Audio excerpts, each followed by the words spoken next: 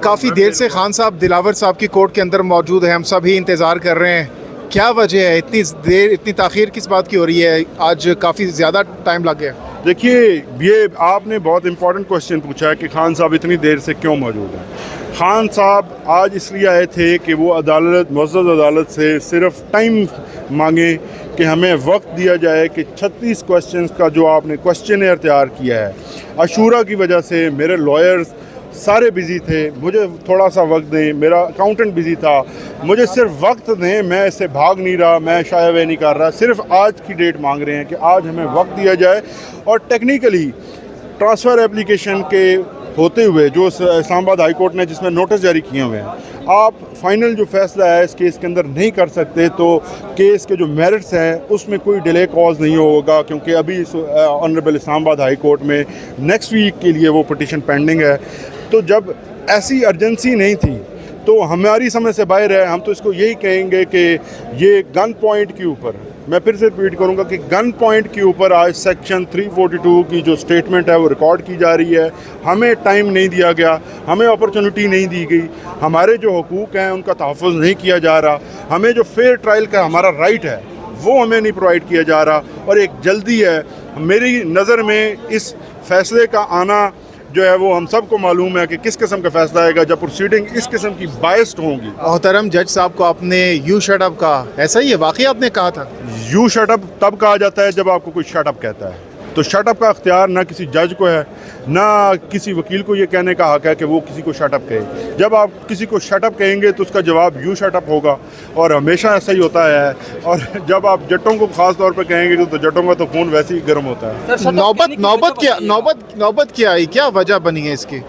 देखिए, इसकी सबसे बड़ी वजह आपके सामने है कि मैं तो अपने क्लाइंट के जो राइट्स हैं वो डिफेंड कर रहा था। मैं उनसे ये कह रहा था कि आप जो जिस डॉक्यूमेंट के ऊपर मेरे क्लाइंट के सिग्नेचर्स चाहते हैं वो डॉक्यूमेंट आप मुझे दिखाइए ताकि मैं देख सकूं कि कहाँ आप सिग्नेचर लेना चाहते हैं। ये एक प्रोसीजरल बात है, एक आम बात है जो हम हर रोज़ करते हैं, हर रोज़ अदालतों में होता है कि जब आप एक्यूज़ की हाज़िरी लगवाते हैं तो आप वो नॉर्मली आपको वकील को देते हैं कि जनाब ये लें, आप अपने क्लाइंट से इसको सिग्नेचर करके दें।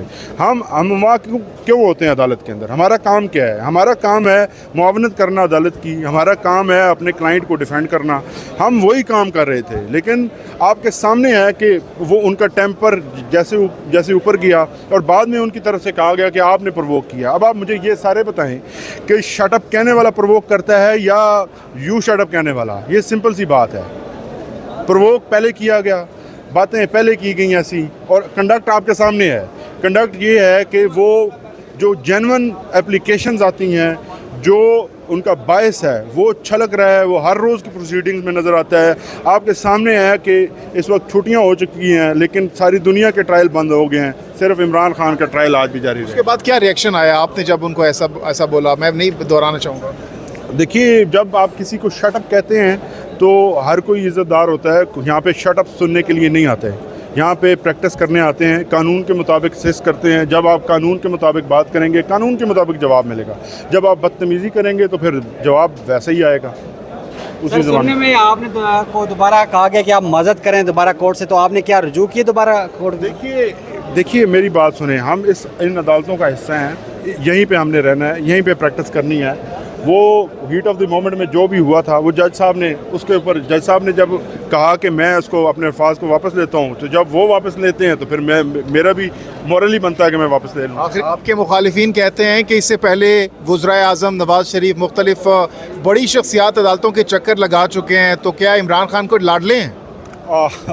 देखिए, किसी ने इतने ज़्यादा केसेस फेस नहीं किए होंगे। दूसरे नंबर पे उनके ऊपर करप्शन के स्वेयर चार्जेस थे, जो इंडिपेंडेंट इन्वेस्टिगेशंस और पनामा पेपर्स जो इमरान खान ने नहीं जारी करवाए वो केसेस थे। यहाँ पे केस क्या है कि दफ़ा 144 की आपने खिलाफ वर्जी कर दी है तो दहशतगर्दी भी कमिट हो गई है। और मज़ा का खेज इतने हैं कि एक ही जुर्म अगर तोशाखाना का है तो उसके ऊपर 3 किस्म की मुख्तलिफ फौजदारी कार्रवाइयाँ होती हैं जो आइन के आर्टिकल 12 के सरासर ख़िलाफ़ है, जहाँ पर आपको एक से ज़्यादा सज़ाएँ नहीं दी जा सकती हैं एक जुर्म के ऊपर।